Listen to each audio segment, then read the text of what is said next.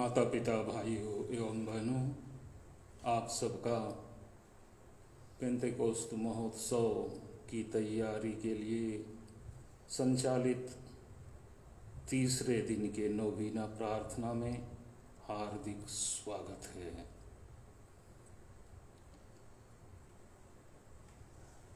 रोज दिन के जीवन में हमने अनुभव किया है और अनुभव हमारा जारी है कि कुछ खास बात होने से पूर्व विषय अनुसार तैयारी तो होती ही है। गंभीर विषय हो तो गंभीर तैयारी, हल्का विषय हो तो हल्की तैयारी, मध्यम वर्ग की बात हो तो मध्यम स्तर की तैयारी चलती है। बोर्ड की परीक्षा देने से पूर्व विद्यार्थी स्वभाव के अनुसार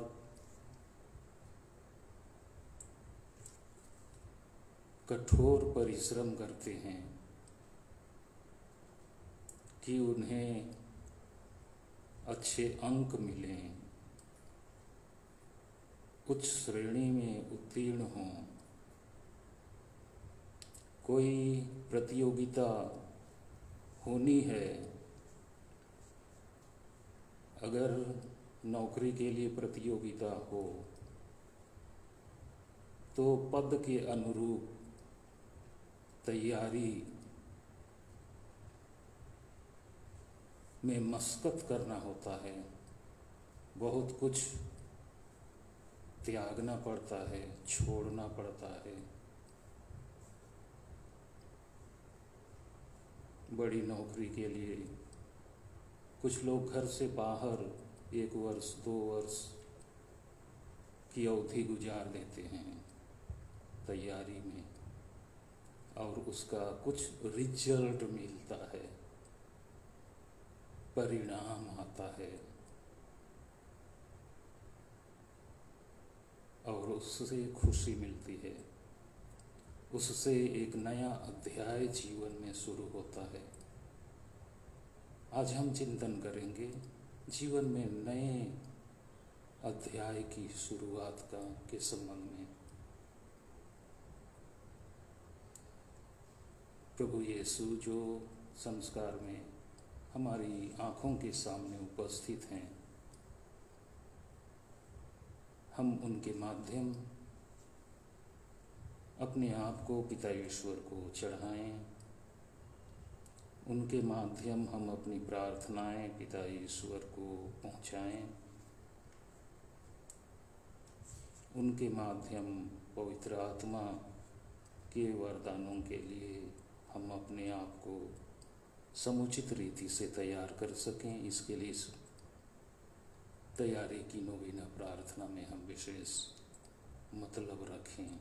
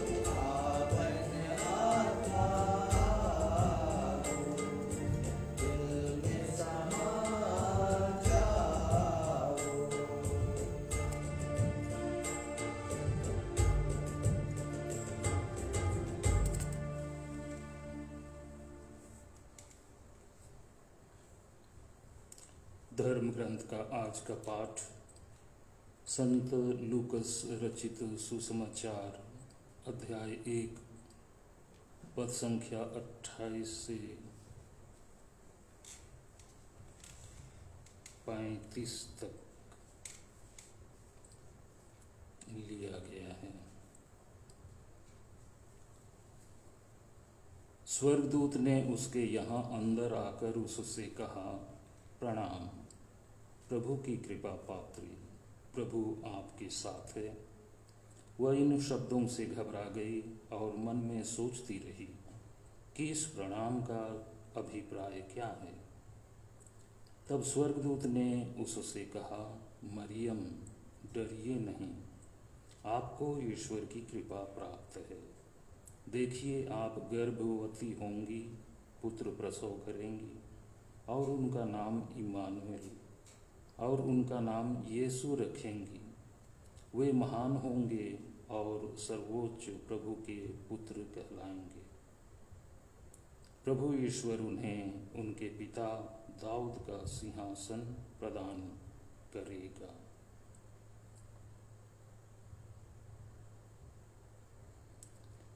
वे याकूब के घराने पर सदा सर्वदा राज्य करेंगे और उनके राज्य का अंत नहीं होगा।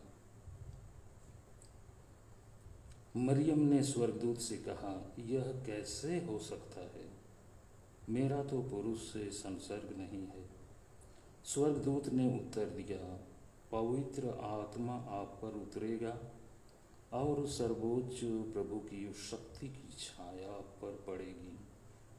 इसलिए जो आपसे उत्पन्न होंगे वे पवित्र होंगे और ईश्वर के पुत्र कहलाएंगे। स्वर्गदूत ने उत्तर दिया, पवित्र आत्मा आप पर उतरेगा और सर्वोच्च प्रभु की शक्ति की छाया आप पर पड़ेगी। इसलिए जो आपसे उत्पन्न होंगे वे पवित्र होंगे और ईश्वर के पुत्र कहलाएंगे।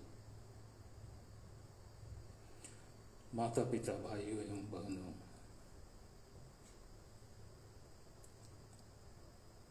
सुसमाचार के इस छोटे अंश में एक बड़ी बात कही गई है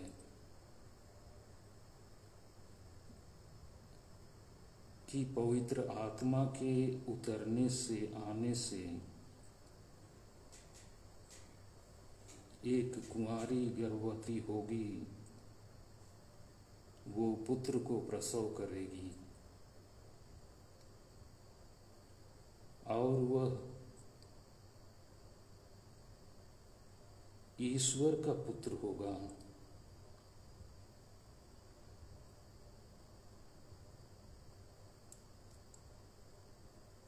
पवित्र आत्मा के आगमन से, उतरने से, आने से एक पुत्र का जन्म होना है और यह अन्य कोई नहीं, ईश्वर का पुत्र है। माता पिता भाइयों एवं बहनों, ये जन्म पर्व के समय में ये घटना घटित होती है। पवित्र आत्मा के आगमन से इतनी बड़ी घटना संपूर्ण संसार के लिए आशा खुशी की घटना, मुक्ति के प्रथम अध्याय के आरंभ होने की घटना, मानो स्वर्ग एक बार फिर पृथ्वी से मिल जाता हो, ईश्वर मनुष्य का आलिंगन करता हो। बहुत बड़ी घटना। पेंतेकोस्त महोत्सव के माध्यम से पवित्र आत्मा का आगमन होता है और इस घटना के माध्यम से कैथोलिक कलीसिया सिखाती है, बताती है कि कलीसिया का जन्म पवित्र आत्मा के प्रेरितों पर उतरने से हुआ।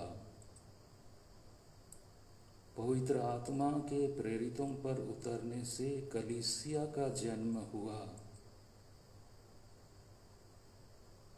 कलीसिया के जन्म होने से एक परिवार बना, समुदाय बना, धार्मिक संगठन बना, जिसके सदस्य दुनिया भर के लोग हैं और उनमें से हम भी हैं। तो पवित्र आत्मा के आगमन के कारण कलीसिया का जन्म होता है और उसके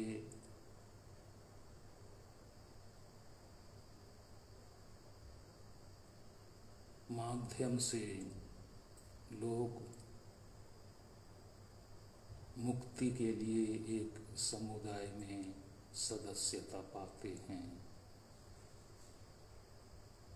आइए इस तैयारी की नवीना प्रार्थना में हम प्रार्थना करें कि पवित्र आत्मा जब मेरे ऊपर उतरेगा तो कुछ ना कुछ नया तो दिखना ही है। मेरे जीवन में एक नया अध्याय, कुछ नई बात, जिस तरह से विद्यार्थी अच्छी तैयारी के साथ प्रतियोगी परीक्षा में बैठते हैं और सफलता पाते हैं तो उन्हें नौकरी मिलती है। अच्छी तैयारी के साथ स्पोर्ट्स में जाते हैं तो उन्हें मेडल्स मिलते हैं। तो पवित्र आत्मा हम पर उतरेगा तो हमें भी तो इस तरह से कुछ प्राप्त होगा, जिसके लिए मानसिक रूप से, आंतरिक रूप से, हाँ बाह्य रूप से, शारीरिक रूप से भी हमें अपने आप को तैयार करना है।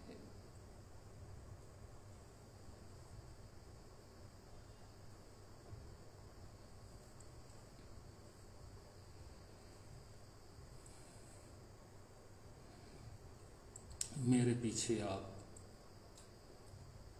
मन ही मन दोहराएं, हे पवित्र आत्मा आजा, हे पवित्र आत्मा आजा। हे पवित्र आत्मा मेरे शरीर में समा जा। हे पवित्र आत्मा मेरे शरीर में समा जा। हे पवित्र आत्मा मेरी आत्मा में समा जा। हे पवित्र आत्मा मेरी आत्मा में समा जा। हे पवित्र आत्मा मेरी बुद्धि में समा जा। हे पवित्र आत्मा मेरी बुद्धि में समा जा। हे पवित्र आत्मा मेरी समझ की इंद्री में समा जा। हे पवित्र आत्मा मेरी समझ की इंद्री में समा जा। हे पवित्र आत्मा मेरी प्रज्ञा में समा जा। हे पवित्र आत्मा मेरी प्रज्ञा में समा जा। हे पवित्र आत्मा मेरी कल्पना में समा जा। हे पवित्र आत्मा मेरी कल्पना में समा जा। हे पवित्र आत्मा मेरे ज्ञान में समा जा। हे पवित्र आत्मा मेरे ज्ञान में समा जा। हे पवित्र आत्मा मेरे होठों में समा जा। हे पवित्र आत्मा मेरे होठों में समा जा। हे पवित्र आत्मा मेरे हृदय में समा जा। हे पवित्र आत्मा मेरे हृदय में समा जा। हे पवित्र आत्मा मेरे सर्वस्व में समा जा। हे पवित्र आत्मा मेरे सर्वस्व में समा जा। हे हमारे पिता जो स्वर्ग में है, तेरा नाम पवित्र किया, तेरा राज्य आए, तेरी इच्छा जैसे स्वर्ग में वैसे इस पृथ्वी पर भी पूरी। हमारा प्रतिदिन का आहार आज हमें दे और हमारे अपराध में क्षमा, जैसे हम भी अपने अपराधियों को क्षमा करते हैं। और हमें परीक्षा में न डाल दे, परंतु बुराई से बचा।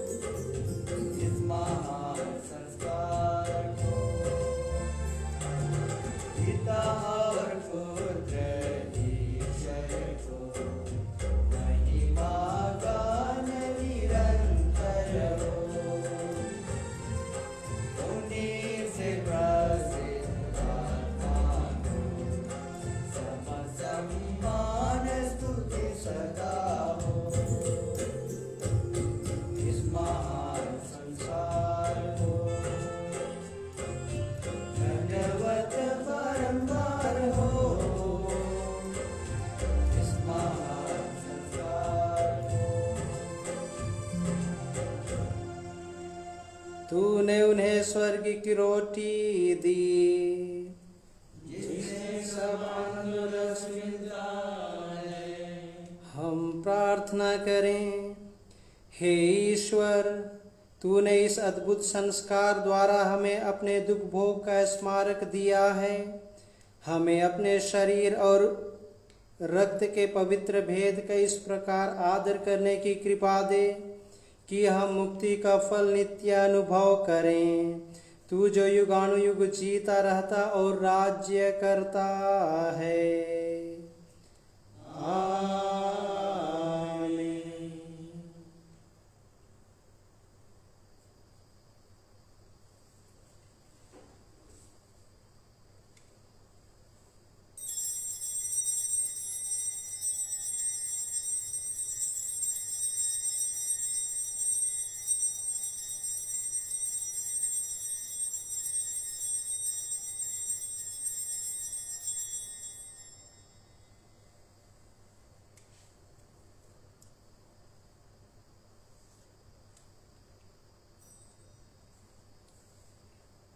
धन्य परमेश्वर, धन्य परमेश्वर, धन्य उसका पवित्र नाम, धन्य उसका पवित्र नाम, धन्य यीशु ख्रिस्त सच परमेश्वर और सच मनुष्य, धन्य यीशु ख्रिस्त परमेश्वर और सच मनुष्य, धन्य यीशु का नाम, धन्य यीशु का नाम, धन्य उसका अति पवित्र हृदय, धन्य उसका परम मूल्यवान रक्त, धन्य परम पवित्र संस्कार में यीशु, धन्य पवित्र आत्मा हमारे सहायक, धन्य अति पवित्र मरियम परमेश्वर की माँ, धन्य उसका पवित्र और निष्कलंक गर्भागमन, धन्य उसका प्रतापी उद्ग्रहण, धन्य कुंवारी और माता मरियम का नाम, धन्य उसका अति शुद्ध वर संत योसेफ, धन्य अपने दूतों और संतों में परमेश्वर,